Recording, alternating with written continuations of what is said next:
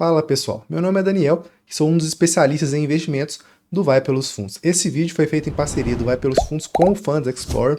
E se você gosta desse tipo de conteúdo, quero te convidar a se inscrever nos dois canais, tanto no Funds Explorer quanto no Vai Pelos Fundos. Agora sim, vamos para o vídeo. O Valdir está perguntando aí esperar para 2025 e já fala sobre a carteira da Suno. Como é que vocês estão aí na carteira da Suno? Pensando, finalzinho já tá na beiradinha do, a gente fala aqui em Minas Gerais, beiradinha, né? Na beiradinha aqui do final do ano. Como é que vocês estão pensando lá na carteira da Suno, já pensando no ano que vem? Muito bem. Então, assim, só para trazer um dado mais atualizado para vocês, hoje a nossa carteira aqui ela está 70 tijolo e 30 papel, né? É um bom número. Pode ser um pouquinho mais tijolo, pode ser um pouquinho menos tijolo, um pouquinho mais papel, pode.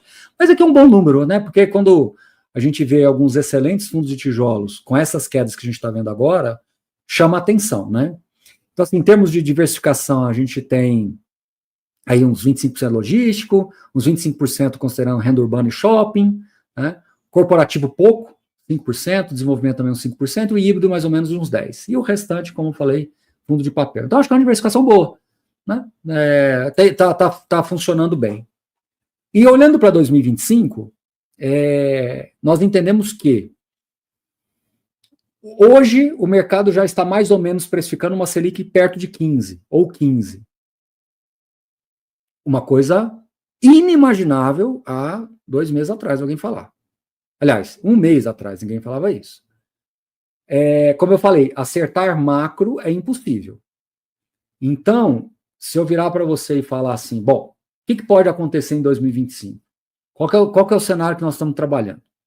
Nosso cenário aqui de trabalho para 2025 é que a gente ainda tem um estresse de juros por mais algum tempo, mas da mesma forma que foi agudo essa alta, pode ser que quando começarmos a cair, a gente possa ter uma queda também mais aguda. Assim a gente espera. Esse é o cenário básico que a gente espera. Agora, se você virar para mim e falar assim, qual é o juro que vai terminar em 2025? Eu não sei dizer. E nem tenho intenção também de responder, porque não faço a menor ideia, né?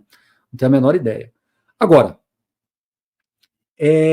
independente disso, o que eu tenho para dizer para 2025 é que nos preços de hoje, com os descontos, né, que nós temos hoje, e com os yields que nós temos hoje contratados,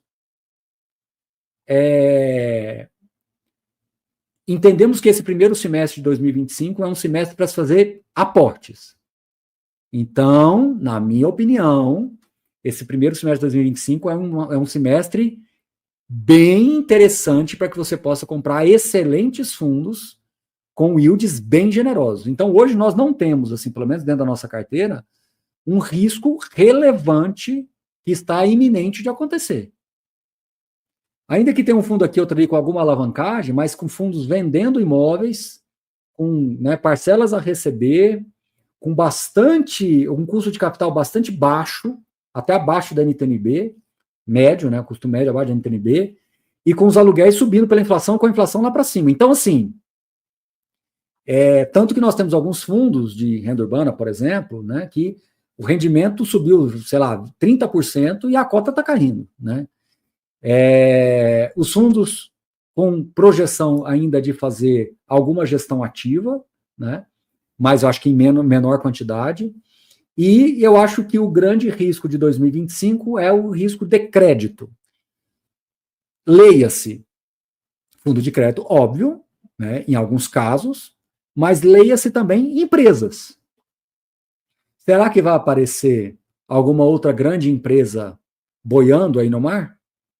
Essa é a pergunta. Porque quando nós tivemos o caso Americanas e Light, isso gerou um efeito em fundos de crédito bem pesado, lembra disso? Será que vai acontecer isso em 2025, em algum momento? Será que nós vamos ter grandes empresas, né, que têm aí presença em vários fundos de crédito privado e, consequentemente, alguma incorporadora grande? Esse é o receio que a gente tem. Então, se você virar e falar assim, o que está te preocupando para 2025? Essa é a minha preocupação. A cota cair, isso não me preocupa. Isso não me preocupa. Zero essa preocupação, zero. O XPMOL estava 110, agora está 94, zero me preocupa isso, zero. Agora, se você tiver como foi lá, Americanas começou a ter problema. Aí você tem um monte de Americanas nos shoppings, aí essas empresas saem, aí você tem que reorganizar esse pessoal todo, refatiar a loja, aí você reposiciona, aí você demora alguns meses para preencher aquela área, aí isso é trabalhoso, né? Então, se você tiver, por exemplo, uma grande varejista que dá um problema, isso impacta um fundo de renda urbana, isso impacta um fundo de logística, isso é o que realmente incomoda. Isso é inegável. Se você falar para mim e falar assim, isso te preocupa? A palavra ainda não é preocupação, a palavra é incômodo. Isso hoje não está no meu radar e não estava 6 meses atrás. Fato, entendeu? Agora, por outro lado, como é que você se defende disso? Diversificação, né? Sim. Não tem muito outro jeito de você correr disso, né? Não tem uma outra forma, né? Por isso que eu falo, por mais que você goste de um fundo, evite não passar muito de 10%, evite não passar de 10%. Se passar, dá uma beliscadinha ali, mas logo você já investe nos outros para diluir aquela posição. Porque às vezes você, mesmo que você goste muito de um fundo, pode ser que aconteça alguma coisa que é uma baleia amanhecendo ali como é que chama? Lá na areia ali, né? Ela amanhece lá. Ela amanhece lá. Então, esse é o ponto, né? Então, tomara que isso não aconteça, tomara que o mercado enxergue, de alguma forma, uma redução do risco fiscal para os juros, porque os juros futuros, quando você olha, assusta, porque ele coloca 15 para 11 anos para frente. Entendeu? Claro que não vai ser isso, né? Em tese não poderia ser, né? Mas aí você tem que ajustar isso aí, né? Show de bola. O pessoal que o Barão estava falando lá das Americanas e da Light é que 2023 teve alguns eventos que a gente chama de evento de crédito, né? E as Americanas, como ela emite muito debêntures, que são dívidas, né? Dívida. Toda renda fixa é dívida, pessoal, para quem está começando, né? E aí, como as Americanas entrou em recuperação judicial, isso prejudicou o mercado inteiro, e isso que o Barão está falando. Mas eu acho muito interessante você estar falando isso, porque no longo prazo, não é, tudo é conectado, né? Assim, antes da gente responder aí do Oliveira, aí, tudo é conectado. Eu sempre brinco que tinha um presidente norte-americano mais antigo que ele falava que se ele pudesse pedir uma coisa, ele pediria um economista com um braço só.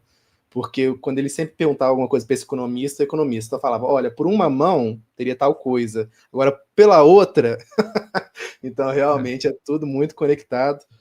Vamos lá, então, ler a resposta do Oliveira. A resposta é sim, né? Ele não está errado, ele está completamente correto. Porque, professor, os dividendos dos fundos não são isentos de IR? São. Então, aliás, por falar nisso, o Oliveira e o próprio Daniel, é muito importante o que eu vou falar agora. Nós sempre tivemos um bode na sala chamado tributação. Certo. Sim ou não? Sim, sim. Aí a reforma tributária foi aprovada no Congresso, os fundos imobiliários, os FIAGs continuaram isentos, e o que aconteceu com as cotas? Caíram. Ela subiu lá no dia, mas já está caindo de novo, já tem 2 dias. Então, o maior bode na sala da história dos fundos imobiliários, que eu chamava de fantasma, lembra? O maior fantasma dos fundos imobiliários e tal. Sim. Hoje, o Congresso entendeu, os governos entenderam. Quando digo os governos, governo A e B, time político A e B, Secretaria de Governo A e B, Congresso A e B. Então, não adianta você querer ser partidário aqui, porque os dois lados passaram pela mesma pauta e os fundos imobiliários e os FIAGs seguiram isentos justamente porque são produtos que fomentam a economia. Sim. E, ainda assim, as pessoas simplesmente estão ignorando. O maior fantasma foi superado e as pessoas estão ignorando. Isso é para mostrar o tanto que está disfuncional. Só complementando, se me permitir, agora que os FIAGs entraram no jogo, mais uma vez, não vou entrar em questão política partidária, mas a bancada do agro no Brasil era muito forte. Então, considerando como se fossem produtos, de certa forma, correlacionados, né, a gente vê que talvez, né, claro que a gente nunca sabe, mas talvez esteja ainda mais seguro em relação à tributação do que antes dos FIAGs. E, Daniel, mas me permita até adicionar aí, eu acho assim, o governo entendeu de que não é um produto elitista, ele é um produto para o pequeno investidor. Perfeito. Entendeu? Então, assim, quando eles mudaram de 50 para 100, quando eles subiram para 30% de grupo familiar, eles resolveram um problema sério de elisão fiscal. Sim. Então, eles resolveram esse problema.